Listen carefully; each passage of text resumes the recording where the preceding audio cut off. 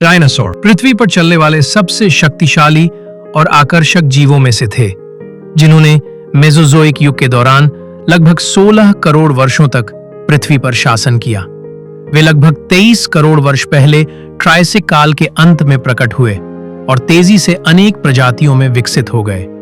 छोटे पक्षी जैसे रूपों से लेकर विशालकाय जीवों तक डायनासोर भूमि के लगभग हर पर्यावरण में ढल गए। उनकी विकासात्मक सफलता का कारण उनकी कुशल गति, मजबूत कंकाल संरचना और विविध आहार रणनीतियां थीं। प्रारंभिक डायनासोर अपेक्षाकृत छोटे थे और 2 पैरों पर चलते थे, जिससे उन्हें गति और फुर्ती मिलती थी। समय के साथ वे 2 प्रमुख समूहों में विकसित हुए, सॉरिस्कियन और ऑर्निथिस्कियन। सॉरिस्कियन में मांसाहारी थेरोपोड और लंबी गर्दन वाले शाकाहारी शामिल थे, जबकि ऑर्निथिस्कियन मुख्य रूप से पौधे खाने वाले थे, जिनकी कूल्हे की संरचना अलग थी। यह वर्गीकरण वैज्ञानिकों को उनके विकास और शारीरिक अंतर समझने में मदद करता है। जीवाश्म प्रमाण बताते हैं कि ये समूह तेजी से विभिन्न महाद्वीपों में फैल गए। डायनासोर विभिन्न प्रकार के पर्यावरणों में रहते थे, जैसे घने जंगल, खुले मैदान, रेगिस्तान और तटीय क्षेत्र। मेसोजोइक युग का जलवायु आज की तुलना में अधिक गर्म था और उस समय ध्रुवीय बर्फ नहीं थी। इससे डायनासोर उन क्षेत्रों में भी पनप सके जो आज अत्यधिक ठंडे हैं। विभिन्न जलवायु में ढलने की उनकी क्षमता ने उनके लंबे समय तक प्रभुत्व में महत्वपूर्ण भूमिका निभाई। अंटार्कटिका सहित सभी महाद्वीपों से मिले जीवाश्म उनकी वैश्विक उपस्थिति को साबित करते हैं। डायनासोर की सफलता का एक प्रमुख कारण उनकी चलने की क्षमता थी। अन्य पुराने सरीसृपों के विपरीत उनके पैर सीधे शरीर के नीचे स्थित होते थे, जिससे उनकी चाल अधिक प्रभावी और ऊर्जा संरक्षक होती थी। कुछ प्रजातियां तेज धावक थीं, जबकि कुछ अपनी विशालता के कारण सुरक्षा पाती थीं। ये संरचनात्मक लाभ उन्हें अन्य जीवों पर बढ़त देता था। डायनासोर के भोजन के तरीके बहुत विविध थे, जिसने उनकी प्रजातियों की संख्या बढ़ाने में मदद की। शाकाहारी डायनासोर फर्न, साइकैड और कॉनिफर जैसे पौधों को खाते थे और उनके पास कठोर वनस्पति को चबाने के लिए विशेष दांत और जबड़े होते थे। मांसाहारी डायनासोर के पास शिकार के लिए तेज दांत और पंजे होते थे। कुछ प्रजातियां सर्वाहारी भी थीं, जो पौधे और जानवर दोनों खाती थीं। इस विविध आहार ने उन्हें अलग-अलग पारिस्थितिक स्थानों पर रहने की क्षमता दी। डायनासोर के आकार में अत्यधिक विविधता थी, जो छोटे मुर्गे के आकार से लेकर 30 मीटर से अधिक लंबे विशाल जीवों तक फैली थी। बड़े शाकाहारी अपनी विशालता से शिकारियों से बचते थे और उनकी लंबी गर्दन उन्हें ऊंचे पेड़ों की पत्तियां खाने में मदद करती थी। छोटे डायनासोर गति, छुपाव या समूह में रहने पर निर्भर थे। यह आकार की विविधता उनकी अनुकूलन क्षमता को दर्शाती है। कई डायनासोर समूहों में रहते थे, जिससे उन्हें सुरक्षा और जीवित रहने की अधिक संभावना मिलती थी। जीवाश्म प्रमाण जैसे पदचिन्ह और घोंसले उनके सामाजिक व्यवहार को दर्शाते हैं। झुंड में रहने से शाकाहारी शिकारियों से बेहतर तरीके से बचाव कर सकते थे। कुछ मांसाहारी समूह में शिकार करते थे, जिससे उनकी सफलता बढ़ती थी।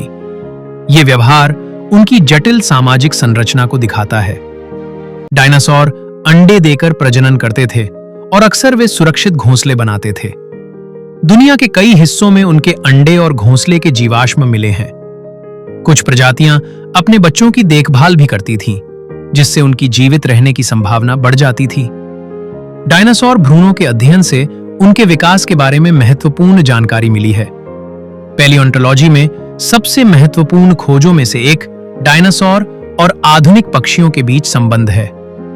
कई थेरोपॉड डायनासोर के पास पंख होते थे, जो पहले केवल पक्षियों में माने जाते थे। जीवाश्म प्रमाण बताते हैं कि पंख पहले ताप नियंत्रण या प्रदर्शन के लिए विकसित हुए और बाद में उड़ान के लिए उपयोग किए गए। यह दर्शाता है कि पक्षी कुछ डायनासोर के सीधे वंशज हैं। डायनासोर का विलुप्त होना विज्ञान के सबसे चर्चित विषयों में से एक है।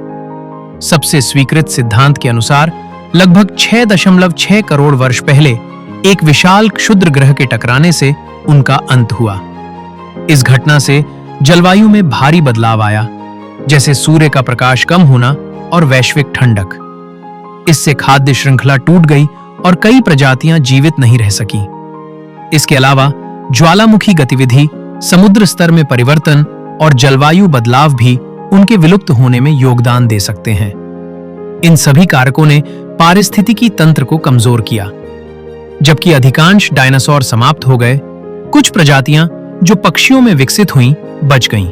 फॉसिल्स डायनासोरों के बारे में जानकारी का मुख्य स्रोत है, जो उनकी संरचना, व्यवहार और पर्यावरण के बारे में संकेत प्रदान करते हैं। इन जीवाश्मों में हड्डियां, दांत, पैरों के निशान और यहां तक कि त्वचा के निशान भी शामिल होते हैं। सीटी स्कैनिंग और 3D मॉडलिंग जैसी उन्नत तकनीकों ने इन प्राचीन जीवों को समझने में हमारी सहायता को बेहतर बनाया है।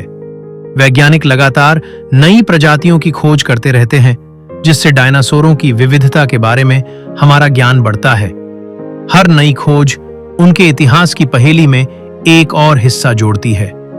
डायनासोर सदियों से मानव कल्पना को आकर्षित करते रहे हैं और विज्ञान तथा मीडिया में एक लोकप्रिय विषय बने हुए हैं। दुनिया भर के संग्रहालयों में उनके जीवाश्म प्रदर्शित किए जाते हैं, जो लाखों आगंतुकों को आकर्षित करते हैं।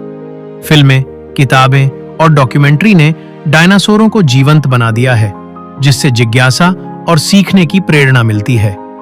उनकी विरासत वैज्ञानिक अनुसंधान और शिक्षा को प्रभावित करती रहती है।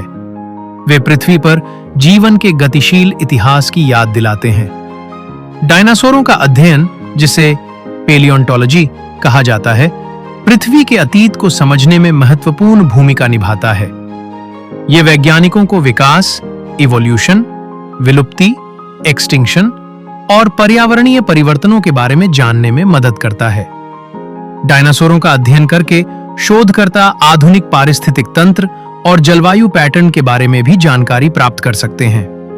ये ज्ञान हमारे ग्रह पर भविष्य में होने वाले परिवर्तनों का अनुमान लगाने के लिए आवश्यक है।